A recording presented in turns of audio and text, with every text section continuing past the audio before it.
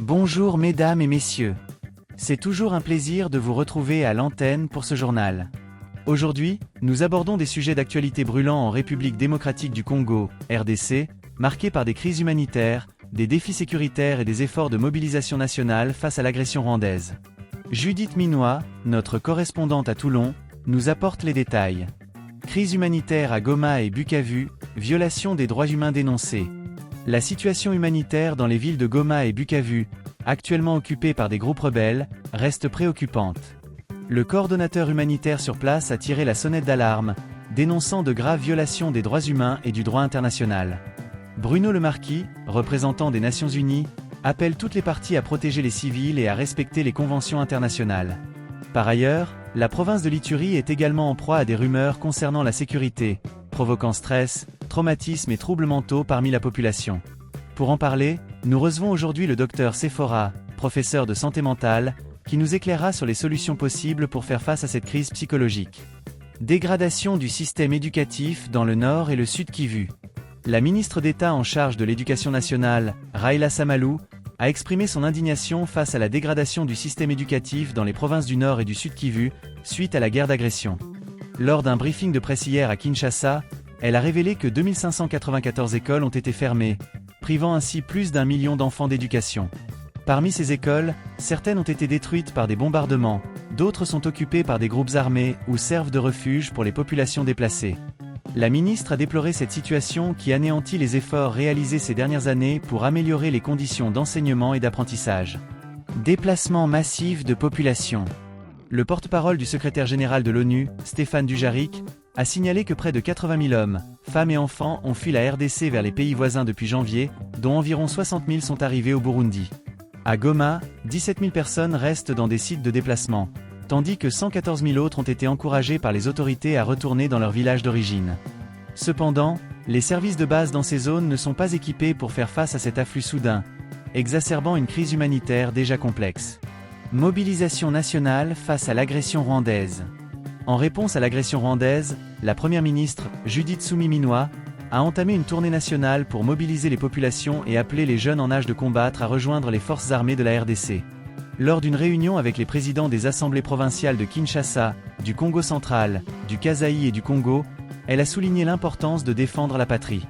Le président de l'Assemblée provinciale du Congo central, Pascal Monyangu, a soutenu cet appel, affirmant que la mobilisation des jeunes est essentielle pour protéger les intérêts nationaux. Parallèlement, une délégation de la garde républicaine mène une campagne de sensibilisation pour recruter des jeunes dans l'armée.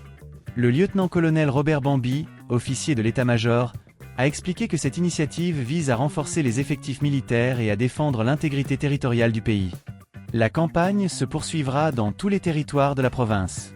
Appel à la solidarité internationale. Face à cette crise multiforme, les Nations Unies appellent les États voisins à enregistrer tous les demandeurs d'asile en provenance de la RDC et à leur fournir des documents officiels. La communauté internationale est également sollicitée pour apporter une assistance humanitaire d'urgence aux populations déplacées. En résumé, la RDC traverse une période extrêmement difficile, marquée par des défis sécuritaires, humanitaires et éducatifs. La mobilisation nationale et internationale est plus que jamais nécessaire pour faire face à ces crises et protéger les civils. Restez à l'écoute pour plus de détails dans les prochaines éditions. Merci de votre attention, et à bientôt pour de nouvelles actualités. Les résidents ont exprimé leur soutien à cette initiative, saluant la présence policière tout en insistant sur la nécessité d'une coopération mutuelle. Lutte contre la désinformation, la jeunesse congolaise mobilisée. Hier, mardi, la MONUSCO, mission des Nations Unies en République démocratique du Congo, a organisé un échange avec des jeunes leaders d'opinion pour discuter de leur rôle dans la lutte contre la désinformation. Cette activité visait à recueillir des suggestions pour contrer la propagation de fausses rumeurs sur les réseaux sociaux, qui ternissent souvent l'image de la mission onusienne. Jean-Claude Loki, participant à ces échanges, a souligné l'importance de sensibiliser les jeunes à la vérification des informations. Les réseaux sociaux sont inondés de contenus non vérifiés.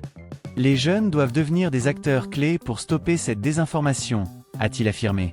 Violence dans l'est de la RDC, le coordonnateur humanitaire dénonce les atrocités.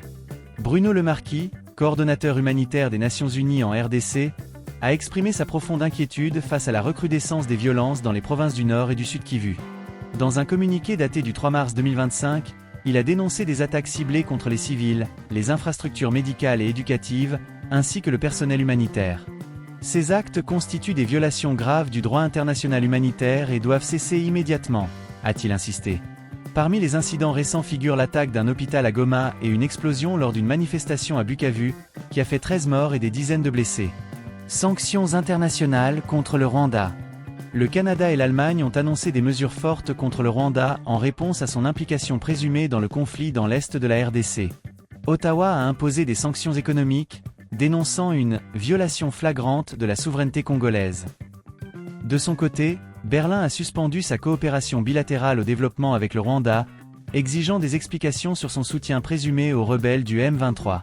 Ces décisions interviennent alors que le M23 a pris le contrôle de plusieurs localités dans la région, exacerbant la crise humanitaire. Incendie massif au Japon, une catastrophe sans précédent. Au Japon, les pompiers luttent depuis mardi contre l'un des pires incendies de forêt que le pays ait connu en 50 ans. Les flammes, qui ravagent des milliers d'hectares, ont déjà causé d'importants dégâts matériels et environnementaux. Les autorités locales mobilisent des ressources supplémentaires pour contenir le sinistre, qualifié de catastrophe nationale. Ces événements illustrent les défis complexes auxquels font face plusieurs régions du monde, allant des crises sécuritaires et humanitaires en RDC aux catastrophes naturelles au Japon. La collaboration internationale et locale reste essentielle pour apporter des solutions durables à ces problèmes. Aubagne, Ituri, une crise sécuritaire et ses répercussions sur la santé mentale. La ville d'Aubagne, en Ituri, traverse une période de tensions sécuritaires intenses, marquée par des rumeurs, des images choquantes et des informations souvent contradictoires qui circulent sur les réseaux sociaux. Cette situation a entraîné l'évacuation de près de 4000 habitants et a causé au moins une victime. Au-delà des conséquences immédiates sur la sécurité, cette crise a des répercussions profondes sur la santé mentale des populations locales. Pour mieux comprendre ces enjeux, nous avons rencontré le Dr Sephora Naomi, coordinatrice provinciale de la santé mentale en Ituri. Contexte sécuritaire et impact psychologique. Depuis plusieurs mois, la région de l'Ituri est en proie à des conflits et des déplacements massifs de population. Les rumeurs sur la situation sécuritaire, souvent amplifiées par des images violentes partagées sur les réseaux sociaux, créent un climat de peur et d'incertitude. Ces informations, parfois fausses ou exagérées, alimentent un sentiment d'insécurité et provoquent un stress intense chez les habitants. Pour certains, cela se traduit par des traumatismes psychologiques profonds, voire des troubles mentaux. Le docteur Sephora Naomi explique: la santé mentale est un état de bien-être dans lequel une personne est capable de réaliser ses potentialités, de faire face aux tensions normales de la vie, de travailler de manière productive et de contribuer à sa communauté. Cependant, dans un contexte de conflit et d'instabilité, ces capacités sont souvent compromises. Les conséquences des fausses informations sur la santé mentale. Les fausses informations et les rumeurs, particulièrement virulentes sur les réseaux sociaux, ont un impact dévastateur sur les populations déjà fragilisées. Le docteur Naomi souligne que les personnes déplacées, celles qui ont perdu leurs biens ou leurs proches, sont particulièrement vulnérables. Lorsqu'elles apprennent qu'une nouvelle vague de violence pourrait survenir, cela génère un stress intense et les prédispose à développer des problèmes de santé mentale, explique-t-elle. Les personnes souffrant de maladies chroniques, les enfants en situation de vulnérabilité, et celles vivant avec un handicap sont également à risque. Ces groupes, déjà fragiles, sont plus susceptibles de développer des troubles mentaux en raison de l'incertitude et de la peur générée par les mauvaises nouvelles, ajoute-t-elle. Facteurs favorisant les problèmes de santé mentale. Le docteur Naomi identifie plusieurs facteurs qui contribuent à la détérioration de la santé mentale dans un contexte de crise. 1. Facteur individuel, la prédisposition génétique, les antécédents personnels ou familiaux de troubles mentaux, et la capacité de résilience de chaque individu jouent un rôle clé. 2. Facteurs socio-économiques, la pauvreté, le chômage, les dettes et les pertes matérielles exacerbent le stress et l'anxiété. Une personne qui perd son emploi ou qui est endettée est plus susceptible de développer des problèmes de santé mentale, précise-t-elle.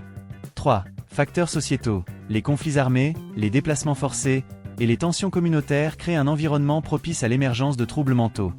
Les croyances culturelles et spirituelles peuvent également influencer la manière dont les individus perçoivent et gèrent leur santé mentale. Comment préserver sa santé mentale en temps de crise?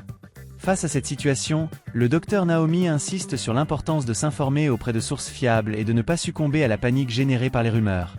Il est crucial de faire confiance aux autorités et de chercher des informations vérifiées. Les fausses nouvelles ne font qu'aggraver le stress et la peur, explique-t-elle. Elle recommande également de renforcer les réseaux de soutien communautaire et de promouvoir des activités qui favorisent le bien-être mental, comme le dialogue, l'écoute active et les pratiques de relaxation. Il est essentiel